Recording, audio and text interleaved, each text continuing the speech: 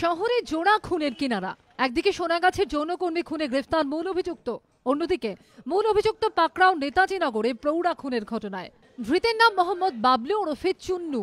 নেতাজিনগর থানার কাছে দোতলা বাড়ির একতলায় একা ভাড়া থাকতেন বছর ৬৫-র গৌরী সেন। গত ১৭ই জুন ঘর থেকে উদ্ধার হয় কম্বল জড়ানো দেহ। বাড়ির মালিকের দাবি, বাড়ির পিছনের দিকের একটি জানালার গ্রিল কাটা ছিল। গোটা ঘর ছিল লণ্ডভণ্ড, মেঝেতে পড়েছিল প্রৌঢ়ার দেহ।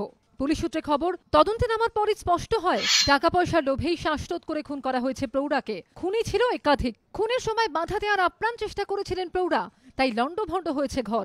২৫শে জুন ২ অভিযুক্তকে গ্রেফতার করা হয়। ধৃতদের থেকে উদ্ধার হয় প্রৌঢ়ার খোয়া যাওয়া মোবাইল ফোন এবং কিছু গয়না।